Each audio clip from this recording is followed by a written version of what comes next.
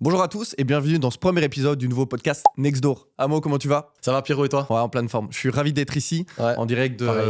le podcast studio pour être dans les meilleures conditions pour faire notre premier podcast. L'idée ici, c'est de parler de l'immobilier, de partager un peu nos expériences, notre vécu, etc.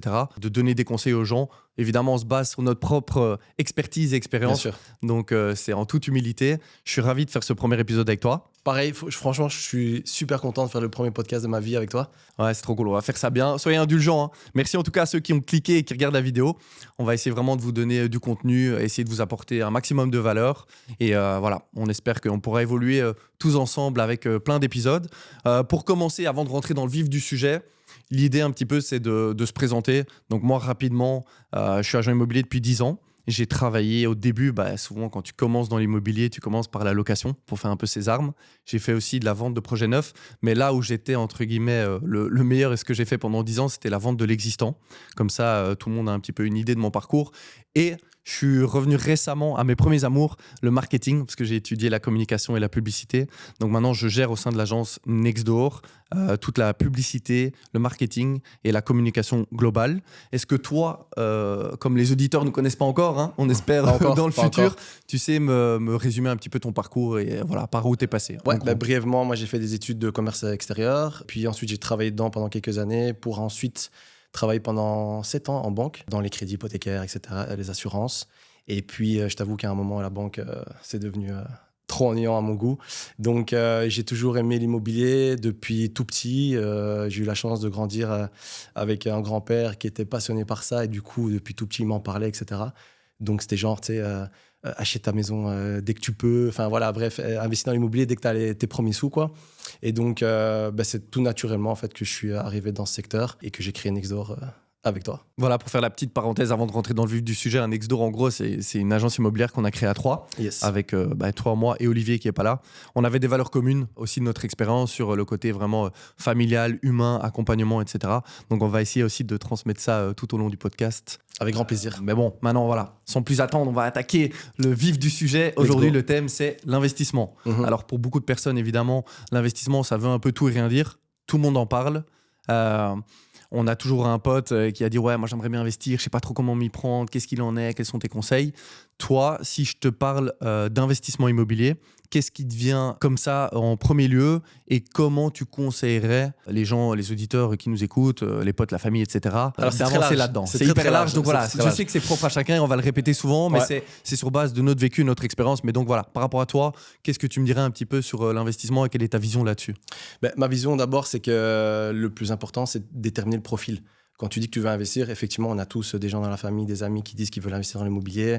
Le Belge a une brique dans le ventre, donc on veut tous acheter quelque chose à un moment, puis on pense à notre pension, etc. Il y a diverses raisons pour lesquelles on veut investir dans l'immobilier.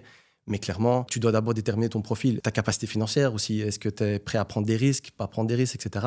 Et là, je fais vraiment le parallèle avec mon ancienne carrière en banque où ton premier rendez-vous avec ton conseiller, c'est 1 heure où il va faire ton profil pour voir s'il va plutôt te mettre dans tel genre de produit, dans tel produit, etc.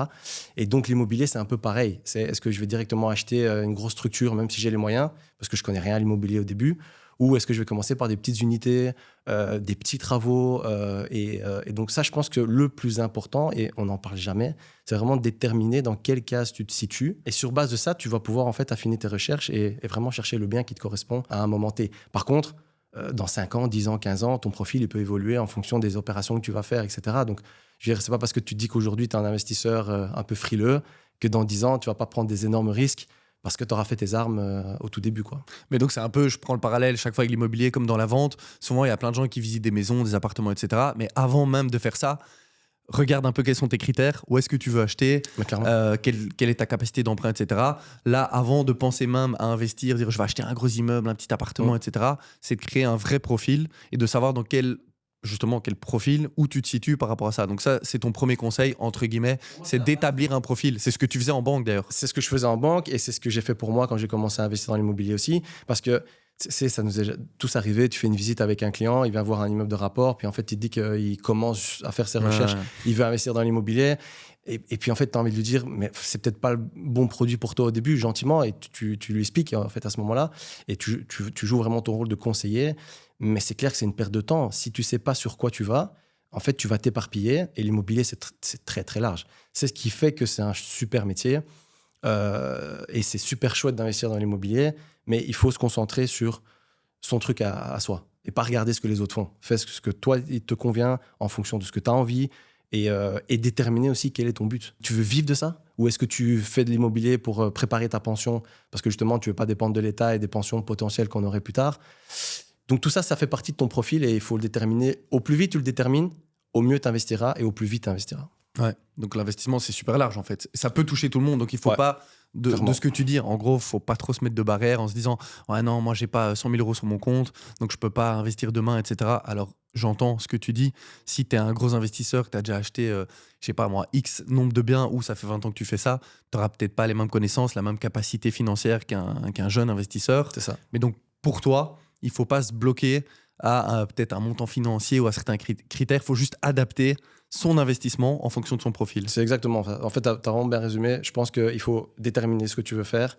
Et en fonction de ça, c'est clair que ton premier invest, si tu pars de zéro, ben oui, effectivement, il faut que tu mettes un peu d'argent de côté au début. Il faut faire des économies. Il n'y a rien à faire. Parce que l'immobilier, tu ne vas pas acheter un jeans. Tu achètes un bien immobilier. C'est un coût, il y a des frais. Il faut que les banques te suivent au début, sauf si il y a papa, maman qui te suit. Mais en tout cas, si tu le fais tout seul, mais à un moment, il faut mettre de l'argent de côté et commencer, même tout bas, mais tu peux commencer à ce stade-là, quoi. Mais donc, c'est bien pour toi aussi de se faire conseiller, tu vois, c'est un investissement, ça passe par un bon contact avec un courtier, avec un banquier, etc. Il ne faut pas hésiter, je pense, à demander conseil, que ce soit une agence, à quelqu'un qui s'y connaît, etc. Clairement, ta première opération, en général, si tu pars vraiment de zéro, c'est l'opération sur laquelle tu as intérêt à ne pas te louper. Ouais, c'est vrai. Parce qu'en fait, si tu te loupes dès le départ, les conséquences peuvent être assez importantes. Tu peux t'endetter sur des années et vraiment perdre beaucoup, beaucoup d'argent. Et pour remonter la pente après, forcément, pour tout le monde, ce sera plus compliqué. Donc, ta première opération, le meilleur conseil que je peux donner aux gens qui nous écoutent, c'est s'entourer de bonnes personnes, s'entourer d'un bon notaire, s'entourer des bons corps de métier. Parce que c'est très, très compliqué. Par contre, tout ça vient avec le temps. Nous, ça fait 10 ans qu'on fait de l'immobilier. Donc, maintenant, on est entouré, on a toute notre structure. Et c'est pour ça, en fait, je pense aussi que les gens ont un peu peur parfois de le faire parce que c'est tellement énorme, l'immobilier.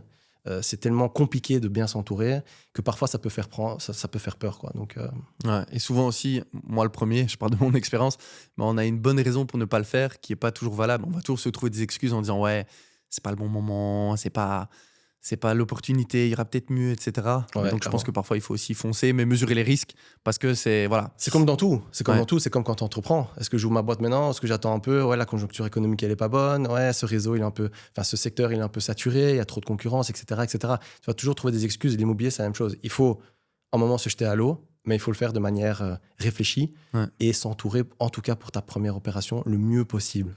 Donc, je fais une mini parenthèse, mais c'est un peu ce qu'on essaye de fournir sans parler de ça. C'est pas le but d'aujourd'hui avec Nextdoor. C'est qu'on a vraiment essayé de créer un accompagnement 360 degrés, aussi bien pour nos vendeurs, les propriétaires, que pour les clients qui veulent acheter avec nous. Tu as des gens parfois qui sont expatriés, qui arrivent en Belgique ou qui n'ont pas les connaissances, les contacts, etc. Nous, on fournit des corps de métier, on va fournir un architecte, on va fournir un notaire pour éviter justement de faire une mauvaise opération ou de limiter les risques. Et ça revient un peu à ce que tu disais, de bien s'entourer. Donc, si je retiens une chose de ce que tu dis, indépendamment de l'investissement et des profils, c'est qu'il faut déjà savoir dans quelle catégorie tu te trouves pour pouvoir maximiser tes chances de faire un bon investissement par rapport à tes capacités, etc. Et de bien s'entourer pour être sûr d'aller dans la bonne direction. Ça, je pense que c'est la base. Pour moi, en tout cas, c'est comme ça que moi j'ai commencé. Et ça a toujours bien fonctionné parce que il ne faut pas foncer tête baissée. Il faut un peu regarder autour de toi, voir un peu le marché, connaître le marché, visiter, s'imprégner un peu de l'énergie. Et une fois que tu as tout ça, petit à petit, c'est là que tu vas oser te jeter à l'eau. Et pour donner un peu du concret, justement, aux gens qui nous écoutent, c'est quoi je sais qu'on pourrait peut-être en faire plein, mais c'est quoi pour toi les profils types un peu d'investisseurs où il y a toujours des catégories, tu vois, entre guillemets.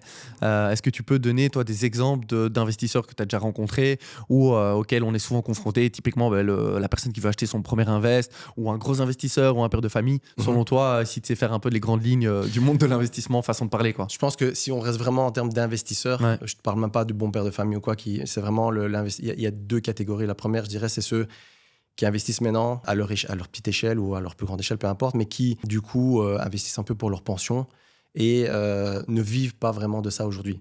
ils achètent et en espérant que plus tard, les crédits soient remboursés et que du coup, ils ne dépendent pas de l'État pour toucher une pension. C'est un filet de sécurité pour plus tard. Quoi, peut-être même plus que ça, parce que tu as des investisseurs qui multiplient les achats tout au long de leur vie, de leur carrière. Et puis ensuite, à un moment, ils se retrouvent avec 4, 5, 6, 10 appartements. Et ils se disent qu'une fois que tout sera payé, quand ils seront à la pension, ils seront bien. Donc ça, c'est pas mal. Et puis, tu as des investisseurs qui vivent de ça directement. C'est-à-dire que eux, leur but, c'est d'acheter au meilleur prix et de revendre derrière. Donc achat-revente, comme un peu les marchands.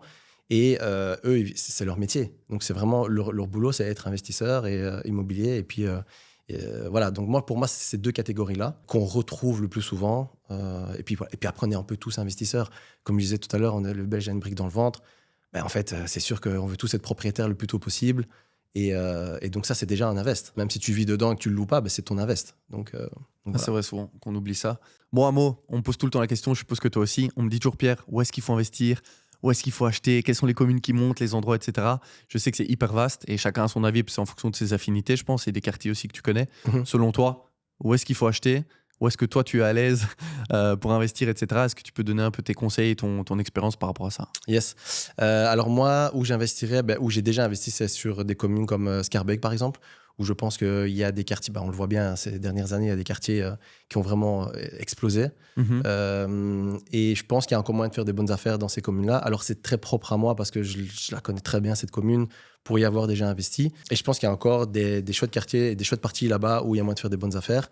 Après, là où je n'irais pas investir, vraiment quand on parle d'investissement pur et dur, je ne te parle pas pour y vivre ou quoi, c'est dans l'est et le sud de Bruxelles, où tu as toutes les grosses communes, genre Woluwe, Uccle, XL, etc. Investir dans ces communes, pour moi, en fait, ça n'a pas vraiment de sens parce qu'en fait, les prix est tellement élevé que ta rentabilité sera bien moins bonne. Et donc pour moi, en fait, si tu cherches une rentabilité et tu veux investir malin, tu ne vas pas investir dans ces communes-là. Sauf si vraiment, tu te dis, j'ai pas besoin de rentabilité tout de suite, je vais acheter ça pour mes gosses plus tard, donc je vais acheter dans un quartier vraiment le plus calme, le plus paisible possible, etc. Pourquoi pas acheter à Woluwe ou à XL, mais moi, perso, ça ne m'excite pas du tout d'acheter là-bas pour investir. C'est intéressant ce que tu dis parce que justement, il y a beaucoup de personnes, je pense, qui pourraient se dire mais je vais investir à Woluwe, à XL, à Oudergem, à Roifort, etc. Parce que c'est sécuritaire, je sais que c'est des bons quartiers, entre guillemets, sur papier. Mais comme tu dis, en termes d'investissement pur et dur, c'est là où tu vas sûrement, en fonction évidemment du cas par cas, faire des moins bonnes opérations. Il n'y a rien à faire. Si tu couches les chiffres sur un papier, tu fais tous tes calculs, tu vas jamais faire des aussi bonnes affaires, ou alors vraiment cas exceptionnel, dans des communes comme Woluwe, XL ou Uccle, parce que le prix du mètre carré est tellement élevé, c'est impossible en fait. Donc après, si tu tombes vraiment sur une pépite, tant mieux pour toi. Mais la plupart du temps, moi je préfère m'orienter plutôt sur les communes qui évoluent bien, où les prix des locations sont quand même assez élevés et le prix d'achat est plus bas. Donc typiquement Schaerbeek, j'aime beaucoup quoi. Et je connais très bien la zone. Après, l'autre chose aussi qui est très important, c'est achète là où tu te sens bien et là où tu connais le mieux possible les quartiers. Moi, personnellement, je connais moins le nord et l'ouest de Bruxelles, donc tout ce qui est Anderlecht, Jet, etc., je connais pas bien. Et franchement, j'irai jamais acheter un truc dans ces zones-là parce que je connais pas assez. Ou typiquement comme Clémenceau, par exemple, y a des gens qui connaissent très bien le quartier, ils adorent, tant mieux. Moi, je connais pas et je me dis, ok, je suis moins à l'aise là-bas, quoi. T'achèterais pas à Clémenceau ? Perso, pas maintenant, surtout maintenant. Je pense que c'est pas la bonne stratégie, c'est pas terrible. Mais après, il y a un marché. De nouveau, si j'avais grandi de ce côté-là, que je connaissais bien les quartiers là-bas, pourquoi pas ? Tout comme là, on parle de Bruxelles, mais si tu habites à Mons, à Liège, il y a moyen de faire des super opérations là-bas aussi. Donc, pourquoi pas ? Mais de nouveau, je connais pas la zone. Et donc, il y a plus de risques à investir là-bas. Moi, je connais certains quartiers de Bruxelles très, très bien. Et donc, je m'y sens à l'aise et je sais directement voir s'il y a une bonne ou une mauvaise affaire. Ouais. Tu vois, donc je me concentre sur ces communes-là. Mais c'est intéressant ce que tu dis, c'est d'acheter dans un endroit où on connaît entre guillemets un peu le marché.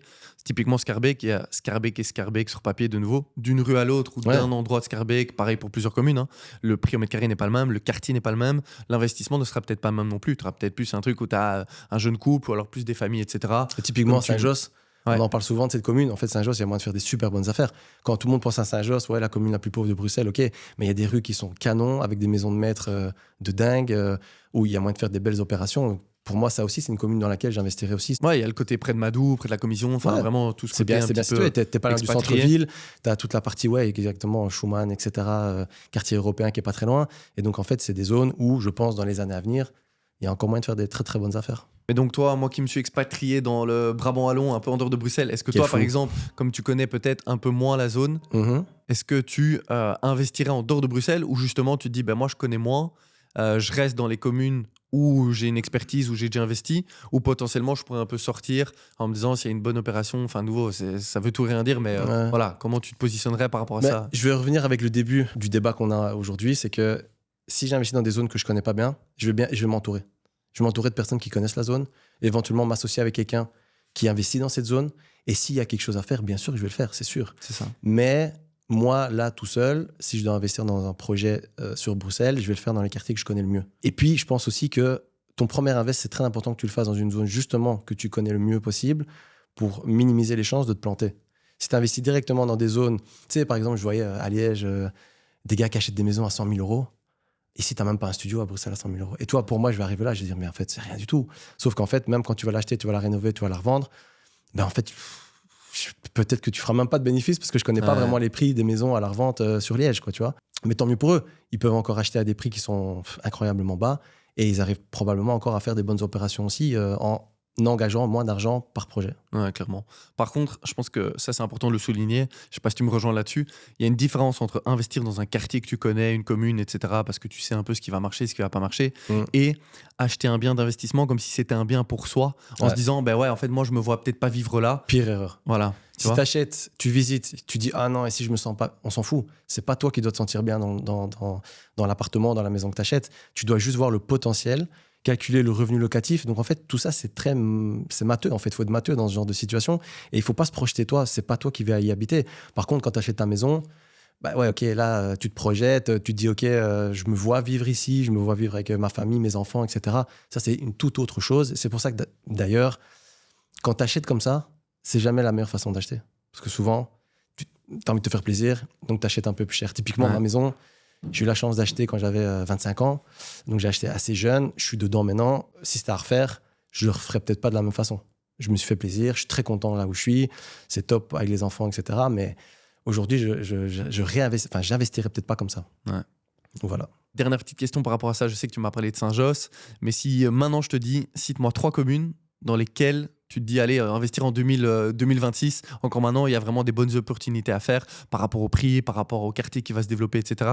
Bah, tu me dirais, vas-y, j'achète de tel côté. Bah, en fait, les communes que je t'ai citées, moi, Scarbeck, clairement. Scarbeck, clairement. Après, comme tu dis, il y a Scarbeck et Scarbeck, mais en tout cas, dans les zones que je connais bien. Donc, moi, tout ce qui est autour du parc Josaphat, je pense qu'il y a moyen de faire encore des bonnes affaires. Encore maintenant, parce que clairement, comme tu le disais, allez, ces dernières années, vraiment frontière au lieu avec tout ce qui est proche du boulevard Lambermont, quartier des Fleurs, Chasseurs-Ardennais, place qui a eu plein de petits cafés, dans un petit peu sympa, ça s'est fort développé. Il y a encore moyen. Après, c'est vrai que typiquement, l'invest que j'ai actuellement sur Scarbeck, c'était une maison de maître qu'on a divisée en 3 appartements. Je devrais le refaire aujourd'hui, je le referai pas. Parce qu'en fait, il faut vivre aussi un peu. Scarbeck est devenu très compliqué au niveau de l'urbanisme. Et donc, j'ai réussi à avoir ce permis, mais je devrais le refaire aujourd'hui. Je pense que pas certain que je l'ai. Et donc, j'investirais différemment aujourd'hui dans Scarbeck. Et ça aussi, c'est un élément à prendre en compte qu'on n'a pas dit. Il y a des communes qui sont plus compliquées que d'autres par rapport à l'urbanisme, par rapport à ce qu'ils vont accepter comme projet, etc. Et donc ça, il faut être un peu malin et se renseigner. Et en fonction des périodes, il y a des communes qui sont plus compliquées que d'autres, on va dire ça comme ça. Donc, Scarbeck, c'est pas l'idéal. C'est pour ça que je dis Scarbeck, aujourd'hui, je devrais acheter. À Scarbeck, je prendrais un truc au niveau urbanistique, j'ai pas de problème. Parce que faire les permis à Scarbeck, c'est très compliqué. Une autre commune, c'est... je déteste cette commune. Franchement, pour y vivre, je trouve ça moche. Mais Evere, par exemple, je trouve que c'est vraiment une commune qui est pas belle. C'est bien desservi, franchement. Ouais, mais je trouve qu'il n'y a pas de beaux petits quartiers. Enfin, bref, je connais peut-être pas assez Evere, alors, mais en tout cas, de ce que je connais, c'est pas beau, quoi. Mais à contrario, tu dirais qu'il y a des choses à faire mais de là-bas. nouveau, c'est pas moi qui dois aimer. Evere, c'est une chouette commune. Il y a l'OTAN qui est pas loin. Il y a moyen de faire des projets là-bas encore, etc. Donc, je pense que Evere, c'est une bonne idée d'investir là-bas. Et Saint-Josse, moi, clairement, j'investirais à Saint-Josse. Donc, voilà. Non, mais c'est bien, un bon petit résumé. Donc, Scarbeck, Saint-Josse et Evere. Pour ceux qui nous écoutent, il y a encore des choses à faire selon Amaury. Actuellement. Après, peut-être qu'on se revoit dans 3 mois. J'aurais peut-être changé d'avis pour quelques communes. Scarbeck, ça restera toujours mon numéro 1, je pense. De toute façon, les gens peuvent toujours nous appeler pour voir les bonnes opportunités. On est là pour ça. Avec grand plaisir. On place un petit peu de pub. Ok, parfait. Bah, maintenant, c'est bien qu'on a un peu les profils, qu'on a un peu les quartiers. Pour résumer un petit peu notre échange et la pensée, si toi, demain, tu devais faire un investissement, etc., par rapport à ton profil, peut-être expliquer, toi, quel est ton profil d'investisseur au travers peut-être d'un exemple. Qu'est-ce que tu achèterais? À quoi tu ferais attention? Ça, c'est méga important aussi quand tu achètes un bien, en fonction évidemment des critères de chacun. Qu'est-ce que tu regardes? Donc, si tu peux me donner un peu ton retour. Demain, tu dois acheter un immeuble, vas-y, ou un bien, qu'est-ce que tu achètes? Justement, tu l'as dit, moi, tu me connais, hein, mais en fait, moi, aujourd'hui, si je dois faire un investissement immobilier, je préfère acheter un immeuble et pas être en copropriété. En fait, vraiment, les copropriétés, les assemblées générales, etc.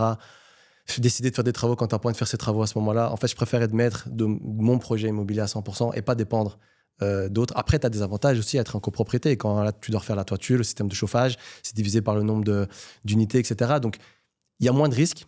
Mais si tu peux te permettre de prendre certains risques, je trouve qu'être propriétaire à 100% de son bien, ne dépendre que de ses choix, c'est l'idéal pour moi. Donc aujourd'hui, typiquement, j'achèterais probablement dans une des communes qu'on a citées, un immeuble, 3-4 unités, et je ferai attention que toutes les unités soient bien reconnues à l'urbanisme. C'est important pour toi, ça? Ça, pour moi, c'est le plus important. S'il y a ça, après tout ce qui est travaux, etc., moi j'adore. Au plus c'est pourri, et il y a des rénovations à faire, au mieux c'est pour moi. Donc un immeuble défoncé, 3-4 unités dans une zone qu'on a citée tout à l'heure, moi, c'est ce que j'achèterais demain. Mais de nouveau, je sais qu'on se répète, mais c'est par rapport à ton profil, parce que tu as les contacts, Ouais. que tu connais cette zone, etc.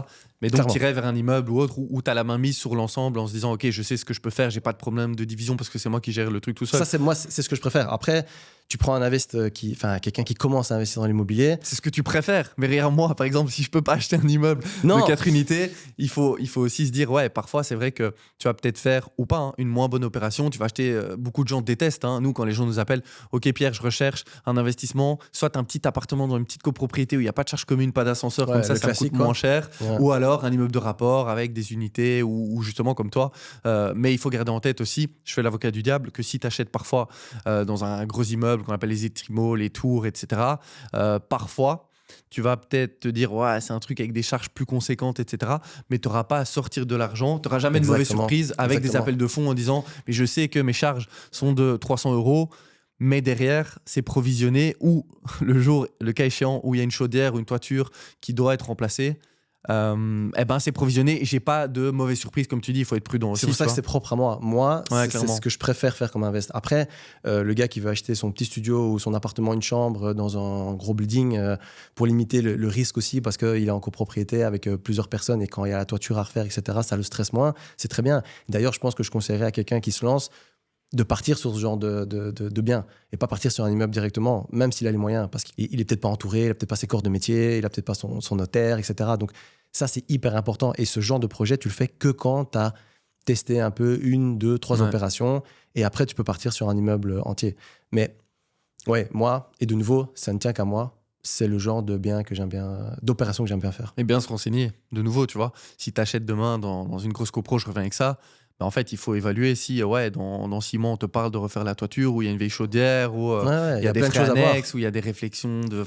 Il y a plein de choses à voir. En fait, tu dois analyser, tu dois rentrer dans le vif du sujet, tu dois faire le décompte des charges, tu dois regarder les PV d'AG, tu dois vraiment analyser la situation pour, comme je disais au début, minimiser les risques. Mais c'est un bon invest. Je veux dire, en fait, à partir du moment où tu achètes dans l'immobilier, je pense que si tu achètes bien, il y a peu de risques, tu te plantes, tu vois. L'immobilier, c'est quand même quelque chose d'assez sûr. En Belgique, c'est assez stable. Donc, faut pas non plus stresser à l'excès et se dire, j'ai acheté, qu'est-ce que j'ai fait? Non, vas-y, il faut avancer, il faut se jeter à l'eau et il faut tenter, quoi. Ouais. Justement, ça m'amène un peu à la conclusion, un petit peu le résumé pour essayer de fournir un max de valeur à ceux qui nous écoutent. On a posé des questions à notre entourage, aux gens qui nous suivent sur Nextdoor. Il y a beaucoup de questions qui sont revenues, souvent les mêmes. Est-ce que tu conseilles d'investir? Est-ce que tu conseilles d'attendre? C'est toujours la question, quand c'est le bon moment? Et c'est un peu la phrase type, il n'y a jamais de bon moment. Toi, par rapport à ça, est-ce que tu dis, non, en fait, c'est mieux d'attendre d'avoir 100 000 € sur son compte? Sincèrement, bête question. Je sais que c'est la question qui revient toujours. Je peux pas dire que c'est une bête question parce qu'elle a été posée tout le temps. Non, c'est pas que c'est une bête question, c'est qu'en fait, c'est toujours le bon moment et pour certains, ce sera toujours le mauvais moment. Parce qu'en fait, il y a toujours c'est une excuse. Oui, les taux ont remonté, ok, les taux ils ont remonté, mais si tu investis, typiquement pour la personne qui achète et revend, que les taux ils soient à 2% ou à 5%, tu t'en fous. Tu sais très bien que dans les 6 mois, 1 an, tu auras revendu ton bien, tu auras fait ta plus-value. Donc les taux, moi, je les regarderai même pas. D'autant plus quand tu es investisseur. C'est vrai que quand tu achètes pour toi et tu dis sur 25 ans, si le taux varie, parce que les gens ne comprennent pas toujours le taux. Ouais. Tu sais, juste, je sors un peu du cadre, mais c'est intéressant. Toi qui as travaillé en banque avant, les gens pensent que quand tu as un taux à 2,5, tu payes 2,5% de ton prix total de ta maison. Comment ça se passe un taux, en fait, quand tu empruntes auprès de la banque? En fait, le problème, c'est que les clients que je recevais à l'époque, eux, ils regardent que le taux. Ouais. Ils se disent, en fait, j'ai fait une super bonne opération, mon banquier m'a fait... J'ai gagné 0,1%. Ouais, j'ai eu un taux à 2% à l'époque, c'était même en dessous de 2%, tu avais encore des bons taux et tout. Mais en fait, ils ne regardent pas tous les produits annexes. y a les assurances derrière, il y a plein d'autres choses en fait. Et donc, si tu dois prendre tout dans la balance. Et de nouveau, je reviens sur le fait que les taux, c'est une chose. C'est comme quand tu reçois une offre, que tu dois défendre l'offre auprès de tes clients, etc. Tu as le prix, et les gens regardent que le prix, mais tu as toutes les conditions suspensives qui peuvent être dedans, qui peuvent avoir un impact très important pour ton client. Et en fait, c'est exactement la même chose avec le crédit. Il faut regarder tout dans son ensemble. Mais si on reste purement sur les investisseurs, le taux, c'est une chose, mais c'est pas que ça, et tu dois pas t'arrêter à ça. Et il faut surtout arrêter une chose, c'est de se dire que les taux vont redescendre comme on a connu à l'époque des taux à 1% ou même moins d'1%. Ouais, pendant la période du Covid. Après, les prix n'arrivera ont plus, explosé, probablement. mais les taux étaient très, très faibles. Ouais. Et donc, on a toujours tendance à comparer en disant « Ouais, mais ça, c'était plus bas avant, etc. » Non, je crois qu'il faut vivre avec son temps. Son temps et les et taux, pas en plus, s'arrêter à les ça, taux, quoi. enfin là, on est dans une période où tu as des taux aux alentours des 3,5 max. C'est des taux qui sont tout à fait respectables et corrects. Et donc, je pense que il faut acheter. Il faut arrêter d'attendre toujours que la conjoncture économique soit meilleure, que les taux baissent, etc. Parce que Sinon, il va tu le fais attendre jamais. Bah, tu vas jamais le faire. Tu vas attendre pendant des années, puis tu vas passer à côté de bonnes opérations que tu aurais pu faire. Tout ça parce que tu te mets des stress dans la tête. Donc, il faut acheter. C'est un peu l'exemple que j'aime bien prendre. C'est très basique, mais c'est parlant, je trouve. C'est ta pomme qui coûte, c'est pas le bon prix, mais qui coûte 1 euro aujourd'hui. Avec l'argent que tu as sur ton compte, si tu attends 6 mois, ta pomme, a priori, avec l'inflation, le fait que ça fait qu'augmenter le coût de la vie, elle va coûter 1,10 €. Donc en fait, si tu n'achètes pas maintenant ta pomme, tu ne seras pas à la manger parce que dans 6 mois, elle sera 1,10 €. Ben, c'est un peu pareil avec l'immobilier. Je crois qu'il y a plein de valeurs et, comme tu dis, de critères à prendre en compte et en fonction de sa capacité. Mais donc, et moi, j'avais tendance à être comme ça en me disant bah oui, l'idée, c'est peut-être d'essayer de mettre de côté, d'attendre d'avoir un beau capital pour peut-être faire une meilleure opération ou acheter un truc qui est plus sympa. Mais en fait, c'est pas toujours le bon calcul d'attendre avec faire dormir de l'argent potentiellement sur un C'est compte. le pire truc à faire. Voilà. Quelqu'un qui a de l'argent en banque aujourd'hui, c'est ridicule. C'est vraiment ridicule avec les taux qu'il y a actuellement en banque. Après, franchement, je prends l'exemple du gars qui a, je sais pas, 50, 100 000 euros sur son compte épargne. C'est une catastrophe. C'est-à-dire que chaque année, même chaque mois, il perd de l'argent avec l'inflation. Après, on ne dit pas de tout dilapider de nouveau. Non, comme on disait, mais de t'as nouveau, des enfants, tu dois garder un. une situation n'est pas une autre. Moi, je suis père de famille, j'ai 2 enfants. S'il se passe quelque chose, je dois assurer. Donc, je vais d'office garder un matelas de sécurité, c'est sûr. Mais et quelqu'un qui vit seul, il n'aura peut-être pas les mêmes obligations que moi et donc moins de risques aussi. Donc, il ne devra peut-être pas garder autant en banque. Mais même, tu as 100 000 euros sur ton compte, tu en fais quelque chose. Tu l'investis. Alors, il n'y a pas que l'immobilier, hein. Tu peux investir dans l'or, dans les actions, dans la crypto-monnaie, tout ce que tu veux. Mais laisser dormir 100 000 euros sur un compte aujourd'hui, dans 5 ans, tu vas t'en mordre les doigts. Donc, en fait, il faut investir. Donc, clairement. le résumé, c'est faire quelque chose avec son argent, peu importe dans quoi, entre guillemets. Il faut diversifier, pas mettre tous les œufs dans le même panier, mais il faut faire quelque chose avec son argent. Exactement. Quoi. Ok, top. Et par rapport à ça, il y avait une question annexe, justement, par rapport au délai. Emprunter sur 20 ans, 25 ans, dire, ok, si demain, je sais pas moi, j'hérite de l'argent, je gagne au loto, est-ce que je rembourse mon crédit? Est-ce que je continue à payer ce crédit? Tu vois? Qu'est-ce que tu en penses, toi aussi, par rapport à ça, qui a plus l'expérience que moi, par rapport à ton passif bancaire? De nouveau, c'est par rapport à moi et par rapport à ma situation actuelle. Moi, par exemple, comme je le disais, j'ai acheté ma maison à 25 ans. Est-ce qu'aujourd'hui, je le referais de la même façon? Probablement pas. Parce que pourquoi pas rester même en location et en fait mettre toute ma capacité financière dans des biens d'invest, dans plusieurs biens d'invest. Parce que là, du coup, il y a de l'argent immobilisé qui ne me sert à rien. Ok, je vis dans la maison, donc ça me sert à quelque chose. Mais je veux dire, il y a quand même beaucoup de sous qui est bloqué dans un seul bien. Et moi, j'aime pas trop ça. Mais donc, j'ai un crédit sur la maison qui se rembourse. Quand je vois il y a 10 ans ce que j'ai eu comme conditions, etc., je suis très content d'avoir fait ce crédit au final. Mais je pense qu'il faut aussi pas mettre tous ses œufs dans le même panier, comme on dit. Et donc, si tu peux jouer un peu avec les banques et qu'en même temps, tu as la chance d'avoir pu mettre de l'argent de côté, que tu as 100 000 euros sur ton compte, tu peux un peu faire les deux. Je pense qu'il n'y en a pas un qui est meilleur que l'autre. Moi, personnellement, le jour où j'ai les moyens de plus dépendre des banques, ça, c'est la situation idéale. Ok, mais là, tu vas utiliser la banque comme un levier en disant, au lieu de raccourcir mon délai, par exemple, sur 25 ans, pour pas me mettre la corde au cou, etc., je vais garder ça et je vais encore me refaire un petit capital et investir ailleurs potentiellement. Ouais, bien sûr. En fait, c'est ça. Moi, en tout cas, ma stratégie d'investissement aujourd'hui, c'est la suivante, c'est que je préfère faire plusieurs petites opérations où je gagne à chaque fois correctement sur chaque opération. Je me constitue un capital avec ça et ce capital, je vais le réinjecter dans l'immobilier en dépendant de moins en moins de la banque. Par contre, tous les crédits que j'ai en cours sur les premiers biens que j'ai achetés, dont ma maison, ces crédits, je les garde. Je veux dire, je serais bête d'aller rembourser ces crédits maintenant, alors qu'en fait, ça se paye et que voilà, c'est tout à fait correct donc de garder une partie en crédit. Et puis, si tu as la chance de pouvoir te passer de la banque, c'est quand même un luxe, tu vois. Je ne suis pas encore à ce stade-là. J'espère l'être un jour. C'est pour ça que je continue à faire des petites opérations. Mais c'est pour ça que moi, mon profil, par exemple, c'est pas de faire un gros projet. Ça ne m'intéresse pas d'acheter un truc à à plusieurs centaines de milliers ou millions d'euros. Je préfère acheter quelque chose un immeuble de rapport à 500 000 600 000 euros, où je fais une opération, je le revends à la découpe, je prends mon bénéfice et je repars sur une autre opération et tu auras pris un beau bénéfice. Tu vois. Et si tu multiplies ça sur l'année, ben en fait, à un moment, tu pourras acheter un immeuble cash. Cet immeuble, tu pourras le réutiliser après, tu vas repartir en faisant des crédits, en le mettant en garantie, en mettant en hypothèque, etc. Et donc, tu peux jouer avec tes fonds à toi et la banque. Mais personnellement, j'aurais plus tendance à me passer de la banque le jour où je pourrais le faire. Ok. Ouais, c'est très clair. Et c'est vrai qu'en investissant dans plusieurs petits, entre guillemets, je mets des guillemets, projets, tu as plus de latitude, tu peux gérer en fonction du projet que mettre tout Et de ton nouveau, argent dans un je te gros parle projet. de 500 000 euros, ils vont croire, ouais, putain, c'est qui ces blindés là qui parlent de projets à 500-600 000 euros. C'est hypothétique. Hein, Ouais, c'est une hypothèse. hypothétique déjà de 1. Et de 2, j'ai pas commencé avec des projets comme ça. Mhm. Et donc, j'ai fait des plus petits projets. Tu peux faire des petits studios, tu achètes à 120, 130 000 euros, tu les rénoves, tu les revends derrière. Donc, en fait, toute opération est bonne. Et en fait, c'est pas parce que tu fais des grosses opérations que tu peux pas faire une petite sur le côté aussi, tu vois. L'un n'empêche pas l'autre.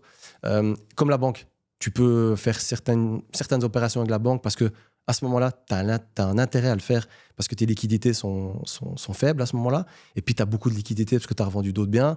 Bah, ok, je vais me passer de la banque parce que je peux, ou alors je fais un tout petit crédit, quoi, tu vois. Puis ça te permet aussi de te faire tes armes.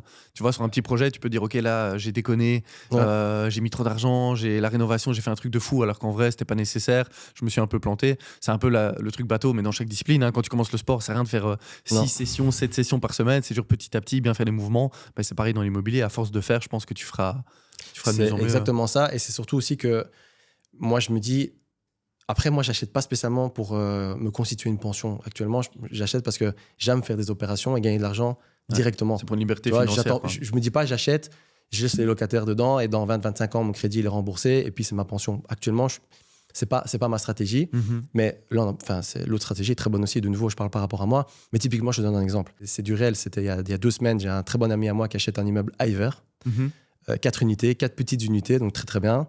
Reconnu. Ok. On a tout vérifié ensemble et du coup, il va demander au locataire de partir, il va tout rénover pour essayer d'augmenter un peu ses loyers qui sont pas très élevés actuellement. Mais il me dit que même en faisant ça, il aura un gap de 300-400 euros par mois où il va devoir aller compléter son crédit. Et je lui ai dit, mais qu'est-ce que t'as fait ? T'es malade. En fait, déjà, l'idéal, c'est que ça se rembourse tout seul au moins. Ça, pour moi, c'est le minimum. Mais moi, j'essaye dans le mieux possible, en tout cas, d'avoir un delta positif. Parce que moi, aller suppléer tous les mois actuellement... Dans le meilleur des mondes. Ouais, dans le meilleur des mondes, ça ne m'excite pas plus que ça, ce genre d'opération, tu vois. Parce que je paye déjà mon crédit hypothécaire, j'ai des charges, j'ai des enfants, etc. Aller mettre encore une mensualité pour rembourser un immeuble qui sera payé dans 25 ans, pour moi, il n'y a aucun intérêt, tu vois. Vraiment aucun intérêt. Donc voilà, mais de nouveau, il l'a fait. Lui... actuellement, il gagne très bien sa vie. Il dit, ouais, mais moi, Maurice, ça ne me dérange pas d'aller mettre 300-400 balles. Pour moi, c'est un mauvais invest, mais pour lui, il est très content. Ok. Ouais. Propre à chacun, comme on le disait, propre à on en chacun, revient à ça de à nouveau. chaque fois. Mais par contre, ça, c'est quand même, je trouve, le b.a.-ba. C'est que si tu fais un invest, si tu dois aller suppléer tous les mois, bon, si on parle de 50-100 euros, ça va. Mais là, 300-400 euros par mois, c'est débile d'avoir fait un invest comme ça, franchement. C'est un mauvais invest. Surtout si après, imagine, t'as un problème avec un locataire ou autre et Ouais, t'as un vide locatif en plus qui vient se rajouter. Tu vas monter à plus de 1 000 euros par mois, le temps de le relouer. Bon, après, le marché de la location est très bon aujourd'hui, mais peut-être que dans 5-10 ans, on n'en sait rien. Il va peut-être un peu évoluer différemment. Donc, pour moi, tu vois, ouais, ça, c'est typiquement un mauvais invest. Si tu me disais aujourd'hui, c'est quoi le mauvais invest pour toi ? Ben, c'est ça, quoi. C'est vraiment le gars qui voulait acheter. Il a acheté son immeuble parce qu'il aimait vraiment, vraiment bien l'immeuble et la localisation. Mais financièrement, aujourd'hui, c'est mauvais. Moi, dernière question pour conclure un petit peu. Je sais que c'est une phrase un peu d'agent immobilier là. On n'a pas de boule de cristal, je la sors parfois. Mais comment tu verrais le marché dans 5 ans ? Est-ce que tu conseillerais encore d'acheter en Belgique, à Bruxelles ? En tout cas, peut-être on connaît un petit peu mieux que toute la Belgique. Ou tu te dis, ouais, c'est bon, la Belgique, là, on a fait le tour, surcoté avec tout ce qu'on a par rapport aux villes étrangères. Est-ce que tu conseillerais à quelqu'un qui habite ici ou pas d'encore investir à Bruxelles dans les prochaines années ? Bien sûr, bien sûr. Bruxelles, pour moi, ça reste une capitale hyper dynamique au niveau immobilier. Ça bouge beaucoup. Il y a plein de quartiers qui montent, qui descendent. Donc, il y a plein de choses à faire pour moi à Bruxelles. Et ça va continuer dans les 5, 10, 15, 20 ans, à mon avis. Et puis, on le dit souvent, mais c'est vrai. On est une des capitales européennes encore où il y a moyen d'acheter à des prix corrects. Alors, c'est vrai. Quand on compare à Londres, typiquement, tu vois, à Amsterdam, à Paris, etc., toutes les Voilà. grosses capitales. Après, je dis pas que Bruxelles est comme Londres et Paris. Et que... Non, mais clairement, c'est vrai qu'il y a certaines zones de Bruxelles qui, chaque année, je me dis, mais c'est pas possible, ça continue à augmenter à ce point-là, tu vois, genre l'évoluer, toutes les grosses communes qu'on a citées tout à l'heure et tout. Mais en fait, ça augmente chaque année. Et le marché, il est soutenu. Et puis, on a aussi toutes les institutions européennes, l'OTAN, etc., à Bruxelles. C'est entre autres à cause ou grâce, ça dépend un peu quand tu as acheté, mais c'est un peu grâce à eux que ça continue à évoluer aussi vite. Et donc, des bonnes affaires, je pense qu'il y en a plein, il y en aura plein et ça va continuer comme ça. Ok. C'est un bon petit résumé, je crois qu'on peut conclure là-dessus, non? Yes, parfait. Écoute, un grand merci à moi, premier épisode, c'est dans la boîte. C'était un kiff. Ouais, c'était un petit plaisir personnel pour nous deux. J'espère, si ça marche bien, qu'on en refera ensemble. Ouais, avec grand plaisir. Merci à tous en tout cas de nous avoir écoutés. J'espère que vous avez pris du plaisir, surtout que vous avez appris des choses. Si pas, vous me le dites et je ferai le point avec Amaury. On espère se retrouver très vite dans un prochain épisode et on vous dit à bientôt. Next door.